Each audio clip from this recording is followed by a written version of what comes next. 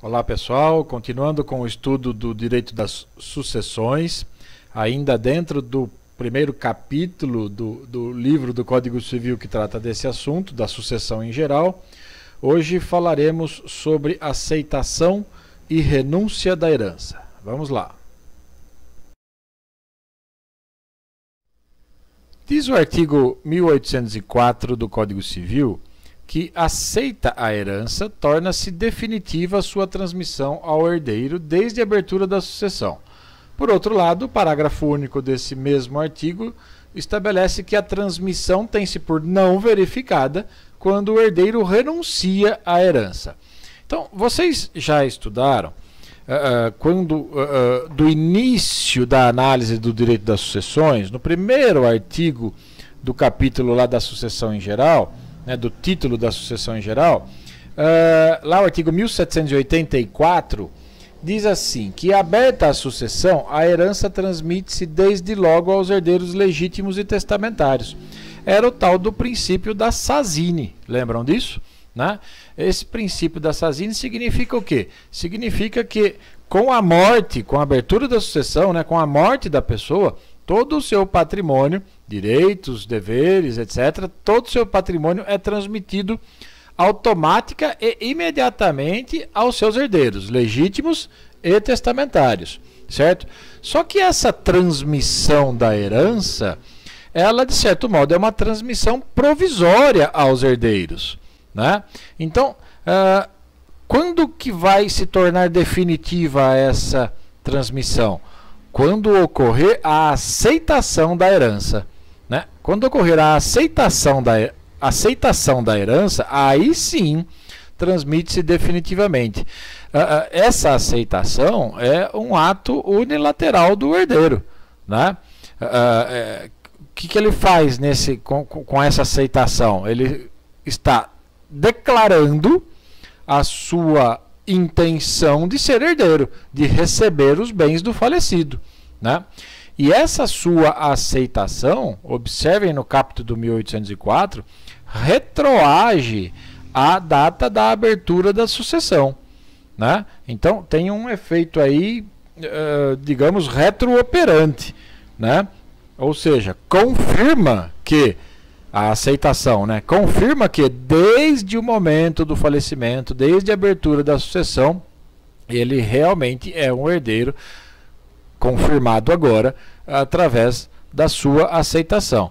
O parágrafo único, por sua vez, como eu já disse, diz que a renúncia da herança, a renúncia à herança, implica nessa não transmissão, ou seja, a transmissão tem-se por não verificada.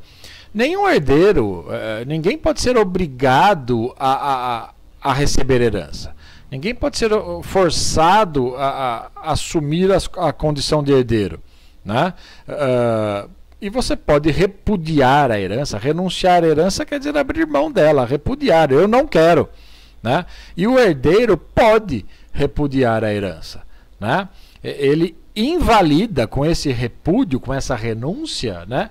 Ele invalida aquela transmissão imediata ocorrida lá quando da abertura da sucessão, né? E é por isso que a transmissão feita provisoriamente lá no início, como diz o parágrafo único, tem-se por não verificada, né? A aceitação, como eu disse, confirma a aquisição da herança, e a renúncia, né, impede essa transmissão da herança, né? Faz com que o renunciante, o herdeiro que está renunciando, repudiando a herança, né, ele seja considerado como se jamais houvesse sido herdeiro, como se nunca tivesse sido herdeiro, tá? Tanto a aceitação quanto a renúncia estabelece o artigo 1812 do Código Civil que elas são atos, tanto a aceitação quanto a renúncia da herança, são atos irrevogáveis, né? Então, o que significa isso? Não pode o herdeiro se arrepender depois, né? Tanto da aceitação quanto da renúncia, justamente porque o artigo 1812 diz que esses atos são irrevogáveis, né? geraria, se fosse possível o arrependimento, geraria muita insegurança jurídica, né? Então, essa irrevogabilidade implica no seguinte: se aceitou a herança, não pode depois renunciar. Se renunciou à herança, não será mais possível, posteriormente, né, pleitear a herança ou tentar recebê-la. Tá ok?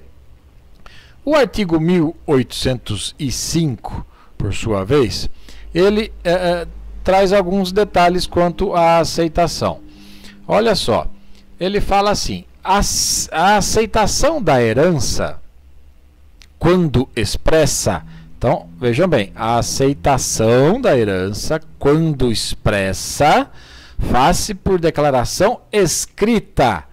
Quando tácita, há de resultar tão somente de atos próprios da qualidade de herdeiro, né? Então, observem que a aceitação pode ser expressa. E expressa tem que ser obrigatoriamente na modalidade escrita, né? Tem que ser algo por escrito, né? E ela pode ser tácita, né? Tácita, ela será tácita quando ela resultar, como diz o caput do 1805, de alguns atos do herdeiro, né? De alguns atos que são típicos de herdeiro, né? Então, por exemplo, você constitui um advogado, você nomeia um advogado para atuar nos autos do inventário, né? É um ato próprio de herdeiro, né? A princípio é um ato próprio de herdeiro. Você está aceitando tacitamente a herança, né? Você concorda com as declarações feitas no inventário, com as chamadas primeiras declarações, né? Também é uma aceitação tácita. Você não está escrevendo expressamente aceito a herança, né? Mas você está dizendo isso tacitamente, ou seja, através de atos típicos de herdeiro, típicos de quem aceitou a herança. Então, a aceitação pode ser expressa ou tácita, ok? O parágrafo 1º desse mesmo artigo, ele diz que não exprimem a aceitação de herança os atos oficiosos, né? E ele dá exemplos aí, como o funeral do finado, os meramente conservatórios, ou os de administração e guarda provisória. Esses atos oficiosos, vamos pensar, são aqueles atos praticados pelo herdeiro sem um interesse próprio de receber herança. São praticados desinteressadamente.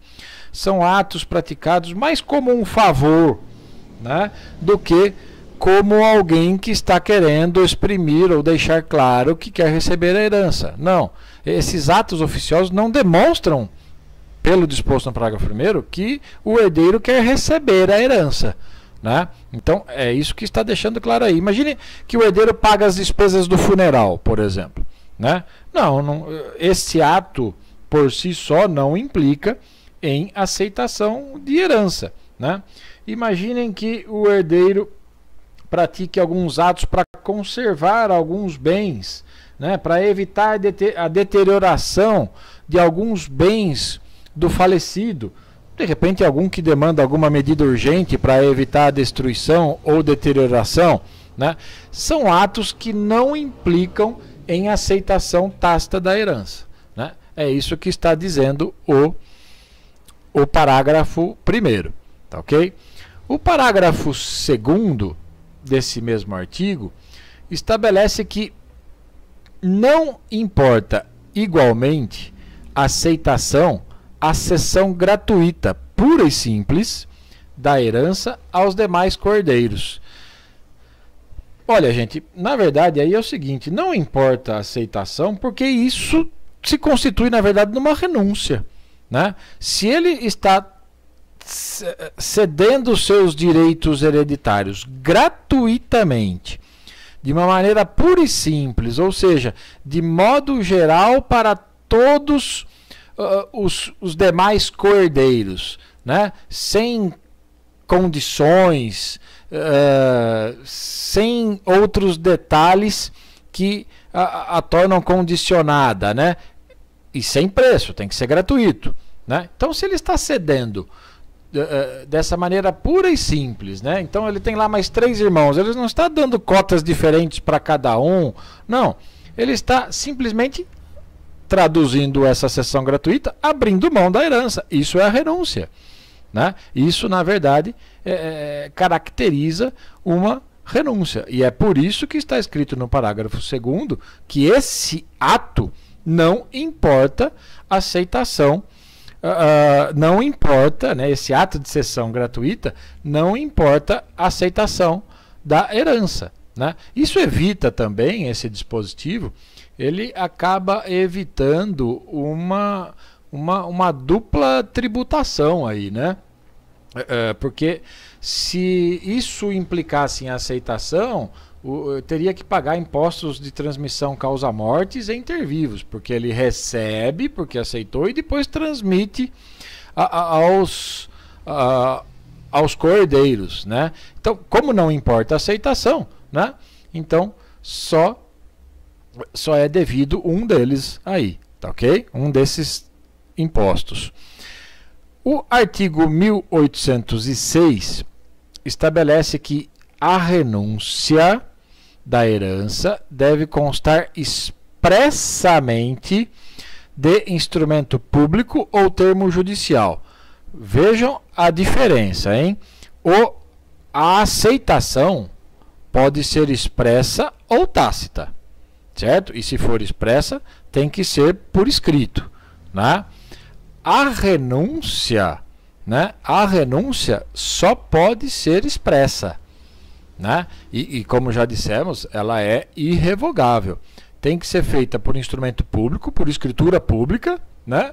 Ou por termo judicial, né? Termo lá nos autos feito diretamente perante o juízo do inventário, tá ok? Então, guardem bem isso. A aceitação pode ser expressa ou tácita, mas a renúncia tem sempre que ser expressa, ok? Diz o artigo 1807 do Código Civil que a pessoa interessada em que o herdeiro declare se aceita ou não a herança poderá, 20 dias após aberta a sucessão, requerer ao juiz prazo razoável, não maior de 30 dias, para nele se pronunciar o herdeiro, sob pena de se haver a herança por aceita. Então, olha a sanção. A herança é tida como aceita se isso ocorrer. É o que se chama de aceitação presumida. Alguns autores chamam de aceitação provocada, né? Então, o herdeiro, após o falecimento, que é quando se abre a sucessão, imaginem que 20 dias se passaram a contar da abertura da sucessão, da morte do decujus, né? E o herdeiro ainda não manifestou, nem expressamente e nem tacitamente, se aceita ou não a herança, né? Nestes casos, esse artigo está autorizando que o herdeiro possa ser, esse herdeiro que não se manifestou, possa ser provocado por um terceiro interessado. Essa provocação tem que ocorrer perante o juiz que processa o inventário, juiz competente para processar o inventário, como está dito lá no 1807, né? Quem seria esse terceiro interessado, né? Pode ser um coerdeiro, os outros coerdeiros, porque se essa pessoa não aceitar, se um coerdeiro não aceita, a parte dele é direcionada aos demais. Pode ser até um credor, né? Um credor que tenha interesse em que o herdeiro aceite a herança, porque no momento em que ele aceita, o seu patrimônio aumenta, e aumentando, o credor desse herdeiro tem bens, ou pode ter bens suficientes para encontrar bens suficientes para pagar, para se pagar, né, para penhorar, enfim, né? Então o credor pode ser um dos interessados, né? Esse credor, então, ele pode requerer ao juiz, né, que o juiz avise, notifique, provoque, né, o herdeiro para que ele se manifeste, se aceita ou não. O juiz tem que fixar um prazo razoável, como está dito aí no artigo, né, mas esse prazo razoável, o próprio artigo diz que não pode ser superior a 30 dias. Né? Ainda sobre esse assunto, e aproveitando que o credor pode ser um interessado, diz o artigo 1813 do Código Civil que quando o herdeiro prejudicar os seus credores renunciando à herança, poderão eles, com autorização do juiz, aceitá-la em nome do renunciante. Então, observem que nesses casos, imaginem que o herdeiro, né, renuncia à herança e com essa renúncia ele cause um prejuízo, ele prejudique os seus credores. Né? Ou seja, se ele não recebe patrimônio, dificulta aos seus credores o recebimento de seus créditos. Né? Então, se com uma renúncia o herdeiro prejudicar credores, podem esses credores, com autorização do juiz, aceitar a herança, né, em nome do renunciante, certo? É claro que uma vez tem que ser feita a habilitação desses credores, está lá no parágrafo 1º desse mesmo artigo, né? Essa habilitação dos credores tem que ser feita num prazo máximo de 30 dias seguintes ao conhecimento do fato, ou seja, 30 dias a contar da data em que o herdeiro renunciou. Né? Pagas as dívidas, ou seja, imaginem que o credor aceitou a herança em nome do herdeiro renunciante, né? E utilizou essa herança para pagar as dívidas, para quitar os débitos desse herdeiro renunciante. Uma vez pagas as dívidas, né, e imaginem que depois de pagas sobrou patrimônio, né, ainda sobraram bens, né, esses bens são devolvidos aos demais herdeiros. Percebam bem, aos demais herdeiros e não ao renunciante, porque ele já renunciou. Né? Então, lembrem que a renúncia é irrevogável, esses bens não lhe pertencem mais. Né? Então, uma vez renunciado, né, renunciada a herança, esse herdeiro prejudicou credores, os credores podem pedir ao juiz autorização para aceitar a herança em nome do renunciante, mas tem que mostrar que teve um prejuízo. Né? Por exemplo, não conseguirão, dificilmente demonstrarão esse prejuízo se esse herdeiro que renunciou tiver outros bens suficientes para pagar a dívida, né, que não fazem parte da herança. Então aí não haveria prejuízo para credores, muito provavelmente ou até certamente o juiz indeferiria esse pedido dos credores. Enfim, o que o credor tem que fazer nesses casos é: o herdeiro renunciou à herança, essa herança me prejudicou o credor? Sim, se prejudicou o credor, pede autorização para o juiz, habilitando-se lá no processo do inventário, né, em até 30 dias da data da renúncia, para que possa aceitar a herança em nome do renunciante. Né? Aceitou a herança em nome do renunciante, utilizou os bens para pagar as dívidas do renunciante e ainda sobraram bens. Né? Então, se sobraram bens, esses bens voltam ao acervo, voltam ao monte e são devolvidos aos demais herdeiros, não ao renunciante, justamente porque ele já renunciou. Né? O artigo seguinte, o 1808, diz que não se pode aceitar ou renunciar à herança em parte, sob condição ou a termo. Então, olha só, não se pode aceitar ou renunciar a uma herança em parte, nem sob condição e nem a termo. Isso acontece por conta de algo que vocês já estudaram quando analisaram o artigo 1791 do Código Civil. Né? O artigo 1791 do Código Civil deixa bem claro que a herança ela é deferida como um todo unitário, uma universalidade de direito. Né? E até que ocorra a partilha, esse direito dos coerdeiros, ele é indivisível, né?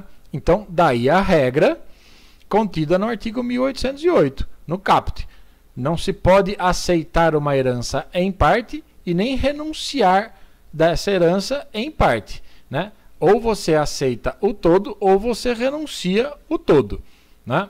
Também não se pode, aproveitando esse caput, aceitar ou renunciar à herança sob condição ou a termo, né? Então não é possível aos herdeiros aceitarem uma herança sob uma condição, dependendo de um evento futuro incerto, ou dizendo que só produzirá efeitos a aceitação a partir de tal data, que seria um termo, né?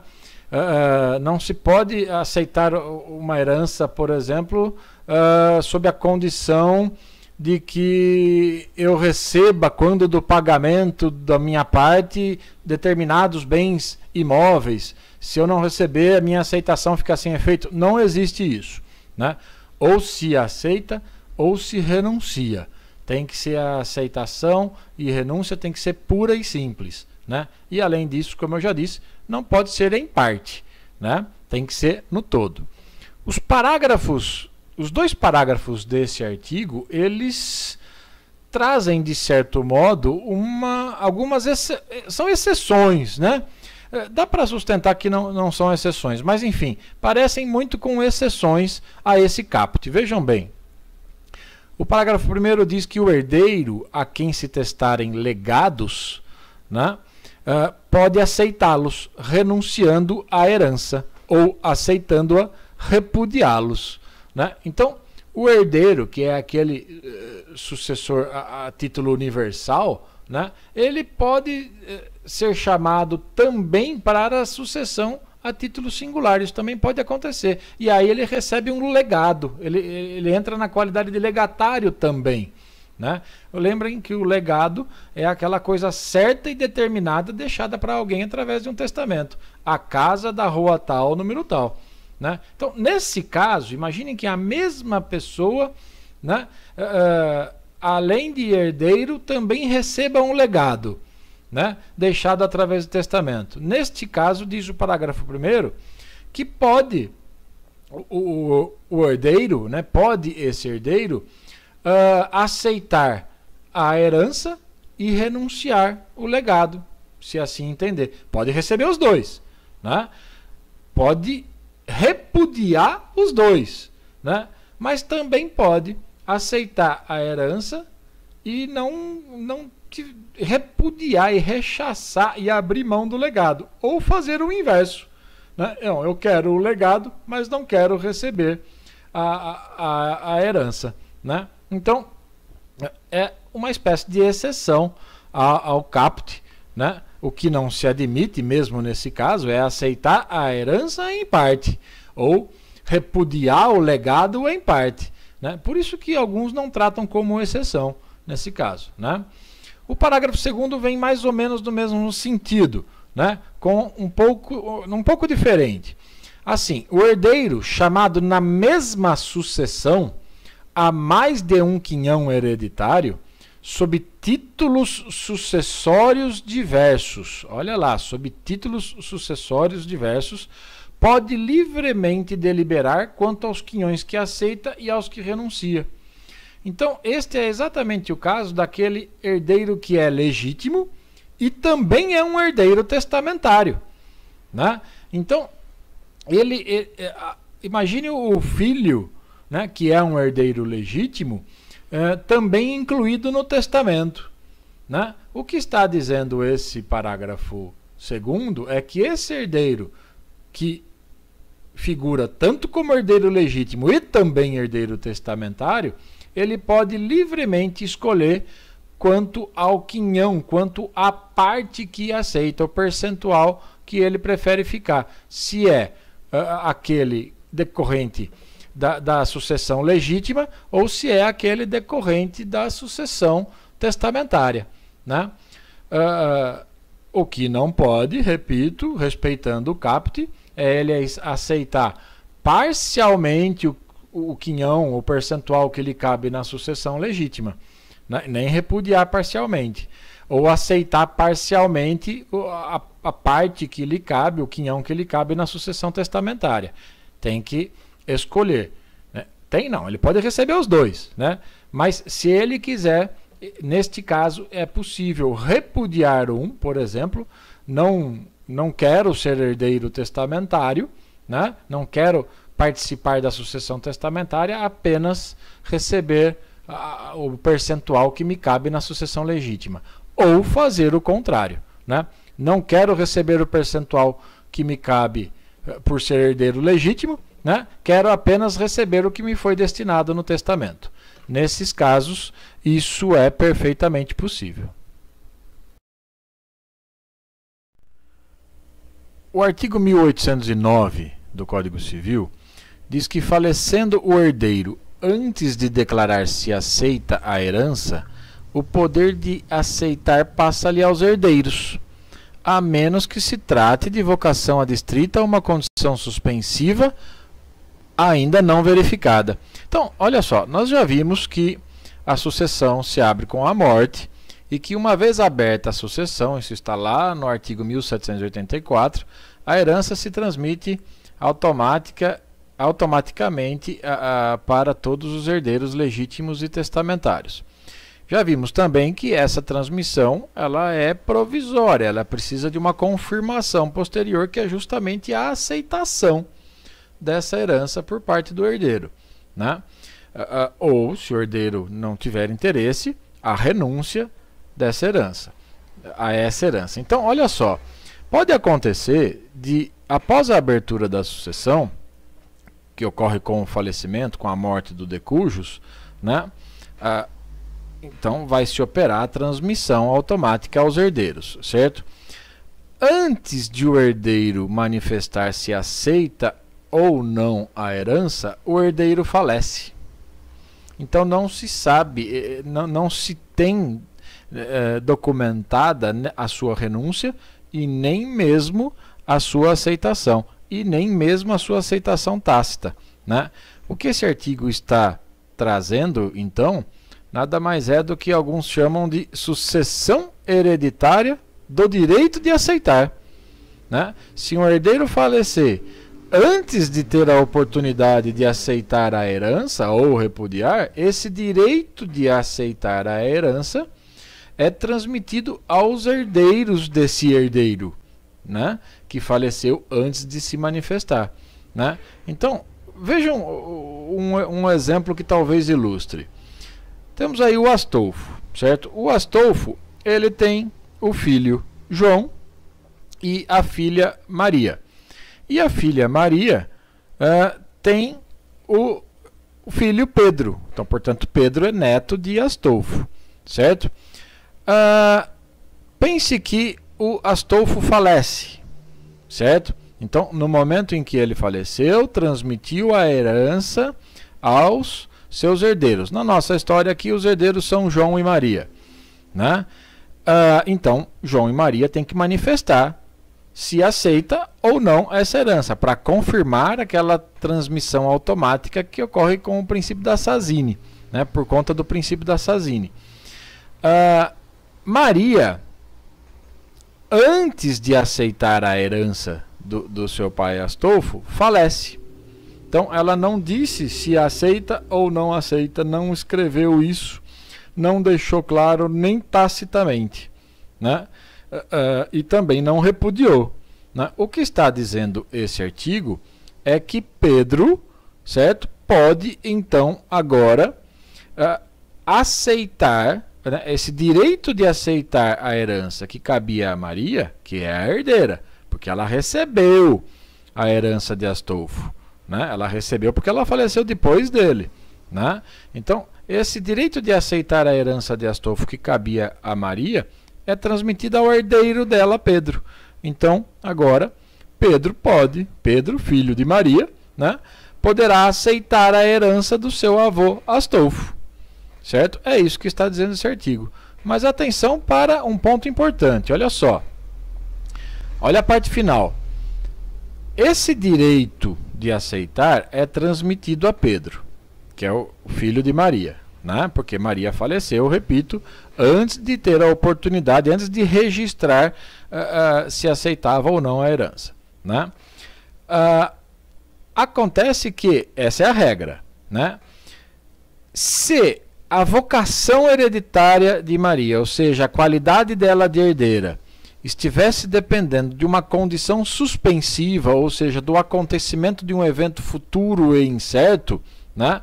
Aí esse direito de aceitar a herança não seria transmitido a Pedro, né? Então, vejam só, imaginem que, pensem na seguinte hipótese, vamos mudar um pouquinho a historinha. Imagine que Astolfo tinha só João como filho e Maria era a sua afilhada, né? Astolfo era padrinho de Maria, né? Porque para existir uma condição suspensiva precisa de um testamento, certo? Não vai existir uma condição suspensiva sem que ela seja inserida num testamento. E Astolfo fez um testamento, né, nomeando Maria sua herdeira, né? Mas inseriu nesse testamento, nessa cláusula testamentária, que Maria, por exemplo, que ele nomeava Maria sua herdeira, né? Mas sob a condição de, por exemplo, passar num concurso público, ser aprovada num concurso público, ou colar grau na faculdade de direito tal, né? Então observem que a vocação hereditária de Maria, ou seja, a qualidade dela de herdeira neste caso, estava dependendo de um acontecimento futuro e incerto, né? Se ela faleceu antes de ocorrer esse evento futuro incerto, então esse direito de aceitar a herança não é passado ao seu filho Pedro, ok? Esse artigo 1809 tem um parágrafo único, né, que diz assim, que complementa o 1809. Os chamados à sucessão do herdeiro falecido antes da aceitação, desde que concordem em receber a segunda herança, poderão aceitar ou renunciar à primeira. Então, olha só, ele está se referindo aí àquelas pessoas que são chamadas para a sucessão do herdeiro falecido. Ele está se referindo ao herdeiro de Maria, na nossa historinha aí, né? Então, Maria faleceu antes de aceitar a herança de Astolfo, certo? Esse direito de aceitar, então, agora na nossa história, voltando à nossa história originária, né, lá no começo, né, é transmitido esse direito de aceitar a herança de Astolfo é transmitido ao herdeiro de Maria, que é Pedro, certo? Mas olha o que diz o parágrafo único. Para que Pedro possa aceitar ou não a herança de Astolfo, primeiro ele precisa aceitar a da sua mãe Maria, né? Essa a determinação desse parágrafo único. Pedro precisa primeiro aceitar a herança de sua mãe, para depois manifestar se aceita ou repudia a do avô, ok?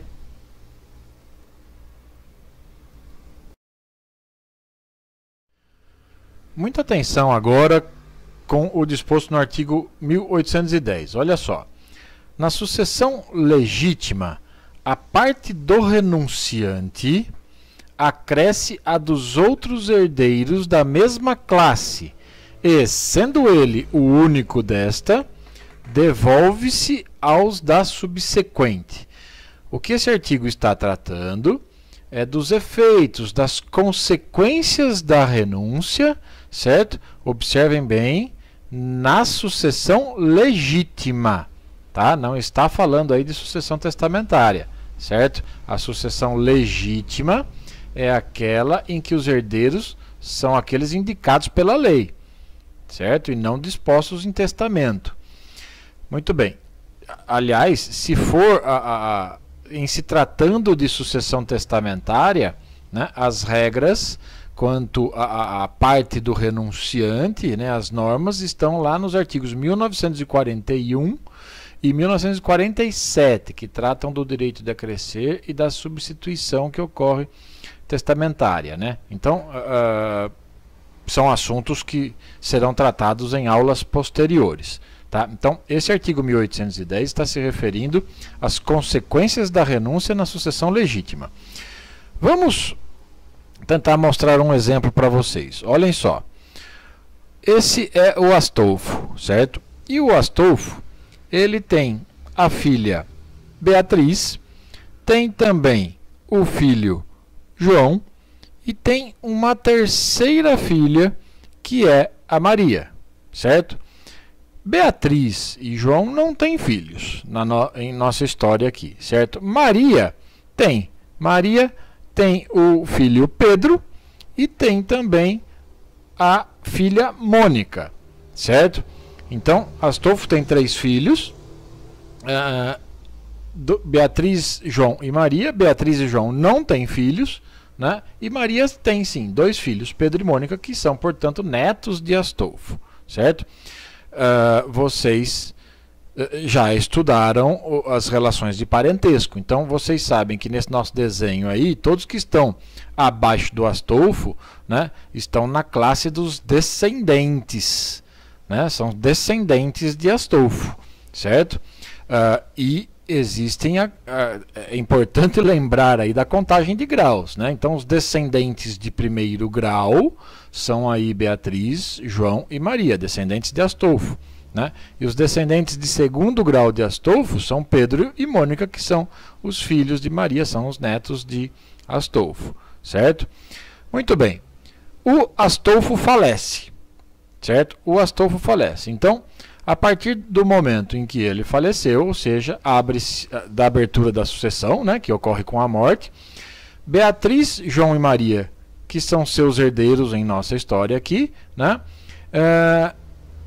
recebem automaticamente, né, princípio da Sazine, a posse e a propriedade de todos os bens de Astolfo, certo? É aquela transmissão provisória. Mas ainda Maria, João e Beatriz precisam manifestar se aceitam ou não a herança, certo? Então, o que vai acontecer? Maria aceita, certo? João também aceita. Maria aceita, eu falei Maria não, né? Beatriz aceita, João aceita e Maria renuncia à herança. Maria não quer receber a herança de Astolfo, certo? Então, quando ocorre a renúncia, é como se Maria, que foi que é a renunciante aí, né? Nunca tivesse sido considerada herdeira, certo? Maria, então, no momento em que renuncia, né, ela deixa de ser herdeira, ou seja, ela não quer receber a herança de Astolfo, né? O que está dizendo esse artigo 1810, né, e é o que nós temos que decidir agora, né, é o seguinte: o patrimônio de Astolfo seria dividido entre Beatriz, João e Maria, né? A parte de Maria, já que ela renunciou, vai para quem? Né? A parte dela vai para os filhos Pedro e Mônica? Né? Observem que pelo artigo 1810, não. Né? Não é encaminhada a parte de Maria para seus filhos Pedro e Mônica. Né? Vejam lá, na sucessão legítima, a parte do renunciante acresce a dos outros herdeiros da mesma classe, né? E do mesmo grau. Né? Então, olha só, a parte de Maria, neste caso, volta ao monte, digamos assim, e é dividida entre Beatriz e João. Não vai para Pedro e Mônica, certo? A parte final desse 1810, né, diz assim: sendo ele, né, o renunciante, o único desta classe, devolve-se aos da subsequente. Então vamos imaginar outras hipóteses, né? Então, nessa primeira hipótese, Maria renunciando, ela é tida como não herdeira, como se nunca tivesse sido herdeira, né? E a parte dela é direcionada para Beatriz e João, que são seus irmãos, certo? Imaginem que somente Maria fosse filha de Astolfo, não existissem João e Beatriz, certo? Aí diz a parte final do 1810, sendo Maria a renunciante, né, a única dessa classe de primeiro grau, aí sim vai para a subsequente. Aí sim a parte dela iria para Pedro e para a Mônica. O mesmo ocorreria se todos renunciassem, né? Então, Beatriz renuncia, João renuncia e Maria renuncia, né? Não tem ninguém dessa classe de descendente de primeiro grau mais para receber. Então, aí sim iria para Pedro e Mônica a herança, certo?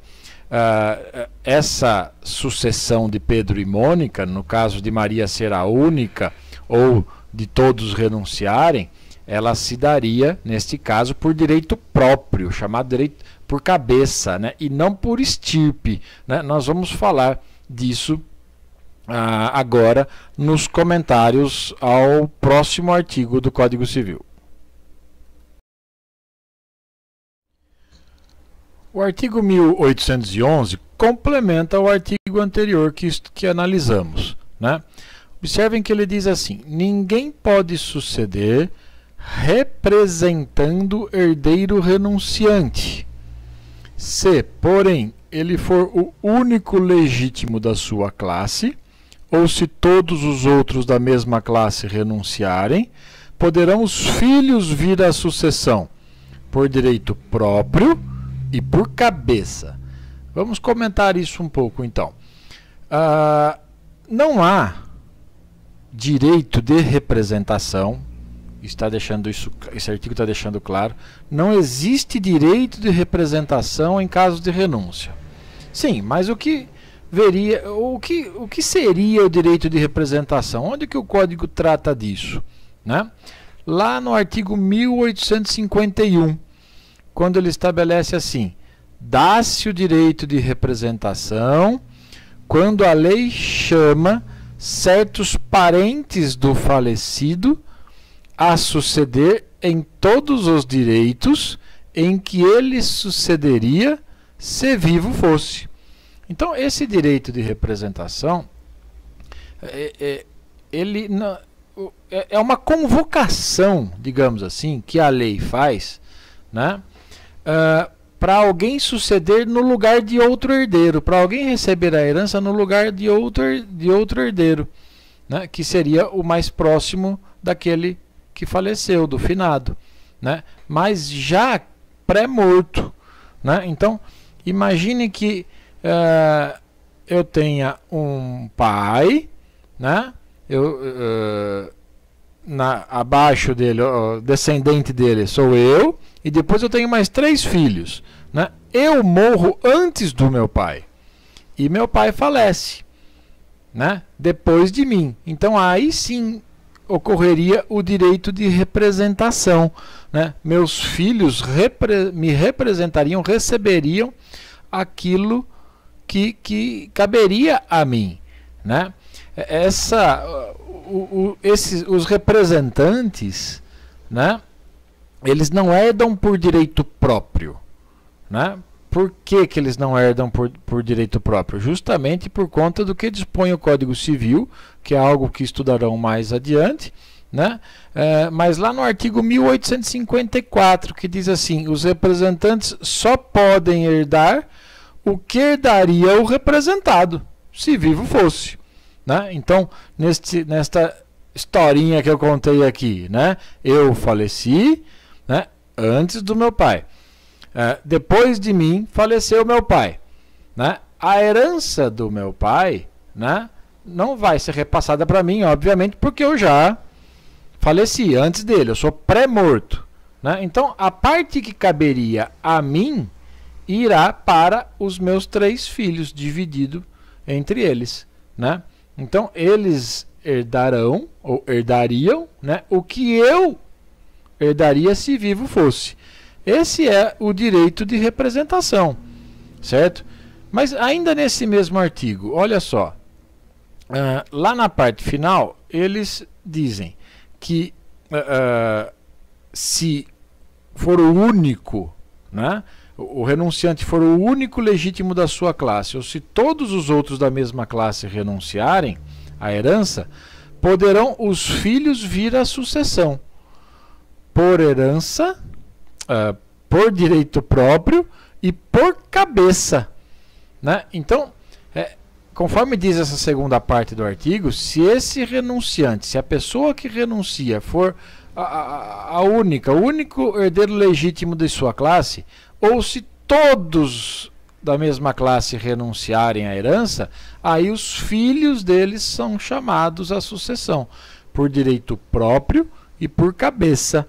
Então, o direito próprio, né, ele ocorre, essa sucessão por direito próprio, ocorre quando se é herdeiro da classe chamada à sucessão, né? Então, se o meu pai falece, eu, filho, que sou o primeiro da fila, digamos assim, né, na ordem de vocação hereditária, que é outro assunto que será estudado mais adiante, né, mas eu herdo por direito próprio, eu herdo do meu pai por direito próprio. É diferente de quando se herda por direito de representação, né? Então, quando se herda por direito próprio, você está diante da sucessão também por cabeça. O que significa sucessão por cabeça? Em partes iguais entre os herdeiros da mesma classe. Diferentemente ocorre na sucessão por estirpe, que é aquela que surge quando há o direito de representação. Tá? Então, vejam só. Vamos tentar analisar novamente a família do Astolfo, né? Esse é o Astolfo. O Astolfo, como já vimos, ele tem a filha Beatriz, tem o filho João e tem a filha Maria, certo? 3 filhos. A Maria, como já vimos antes, tem o filho Pedro e tem a filha Mônica, certo? Só que nesta nossa nova história, né, o João também tem um filho, que é o Marcelo, tá? E a Beatriz também tem um filho, uma filha, que é a Joana, tá ok? Então, vamos lá. O João faleceu. O Astolfo faleceu, certo? O Astolfo faleceu. Relembrando, né? A partir do momento da abertura da sucessão, que ocorre com a morte, tá aí, o Astolfo faleceu, né? Beatriz, João e Maria, que são seus 3 filhos, né, se tornam possuidores e proprietários de todo o patrimônio de Astolfo, certo? É aquela transmissão provisória, que precisa depois ser confirmada através da aceitação, né, ou não confirmada através da renúncia da herança, tá ok? Então, em nossa história aqui, a Beatriz aceita a herança. O João também aceita a herança, né? E a Maria renuncia. Até aí nós já tínhamos analisado no artigo anterior, né? Maria renuncia, então ela é tida como se nunca fosse herdeira, nunca tivesse sido herdeira, né? Então, ninguém herda, né? Ninguém sucede representando o herdeiro renunciante. É o que está escrito nesse artigo 1811. Então, a parte de Maria não vai para seus filhos Pedro e Mônica. Ela volta ao monte hereditário, né, e é dividida lá entre Beatriz e João, que são os irmãos da Maria. Tá ok? Isso, até aí, por isso que eu disse que esse artigo 1811 reforça o que dissemos no artigo anterior. Mas vamos mudar um pouco essa história para aplicar essa segunda parte desse artigo 1811, né? Vamos supor agora que, além de Maria renunciar, o João também renuncia, certo? À herança, e a Beatriz também renuncia à herança, certo? Então, assim como Maria, João e Beatriz também são tidos como se nunca fossem herdeiros, como se nunca tivessem sido herdeiros, certo? Então, olha lá a segunda parte do 1811, né? Se, porém, então, ninguém sucede representando herdeiro renunciante. É por isso que os filhos de Maria, quando ela renunciou, não receberam a parte dela. Foi para João e Beatriz. Só que agora os 3 renunciaram. Então, vamos lá. Se, porém, Vamos supor que Maria fosse a única legítima dessa classe, a única filha, né? Então, aí, neste caso, sim, Pedro e Mônica receberiam, né? Como já comentamos, inclusive, anteriormente, né? Ou ainda, olha só, se todos os outros da mesma classe renunciarem à herança, que é o que aconteceu agora com a nossa história, né? Todos dessa classe de descendentes de primeiro grau, Beatriz, João e Maria, renunciaram à herança, certo? Não sobrou ninguém nessa linha aí, não sobrou ninguém nessa classe descendente de primeiro grau, né? Então, o que acontece? Olha lá a parte final. Neste caso, poderão os filhos vir à sucessão. Então, quem herdará os bens, o patrimônio de Astolfo agora, se não tem mais nenhum filho querendo a herança? Os que herdarão são exatamente os filhos de Beatriz, João e Maria, né? Ou seja, lá embaixo, ó, Joana, Marcelo, Pedro e Mônica. Só que, vamos complementar, eles herdarão por direito próprio. Ou seja, eles não herdarão por direito de representação. Se eles fossem, e por cabeça, né? Ou seja, em partes iguais, se eles herdassem por direito de representação, né? Lembra do que dissemos ao lermos aqui rapidamente o artigo que trata desse direito de representação, 1854, que os representantes só herdam o que herdaria o representado se vivo fosse. Então, se os 4 netos lá embaixo, Joana, Marcelo, Pedro e Mônica, herdassem por direito de representação, né? A Joana caberia a parte que ficaria com Beatriz, se ela não tivesse renunciado. Marcelo ficaria com a parte do pai dele, João, se ele não tivesse renunciado, e Pedro e Mônica ficariam com a parte de Maria, se ela não tivesse renunciado. Acontece que não é assim que ocorre, né? Porque eles não sucedem por direito de representação, mas sim por direito próprio e por cabeça. Então, o que vai acontecer, né? O direito, pelo fato deles sucederem por direito próprio e por cabeça, né? Joana, Marcelo, Pedro e Mônica, né, receberão sim a herança de Astolfo, como já vimos, né? Mas em partes iguais. Então vai pegar a herança de Astolfo e dividir por 4, certo? Essa é a consequência de se herdar neste caso e nesta história, né, por direito próprio e por cabeça. Tá ok? É isso, pessoal. Eis alguns breves comentários sobre as disposições contidas no Código Civil acerca da aceitação e renúncia da herança. Grande abraço em todos e todas.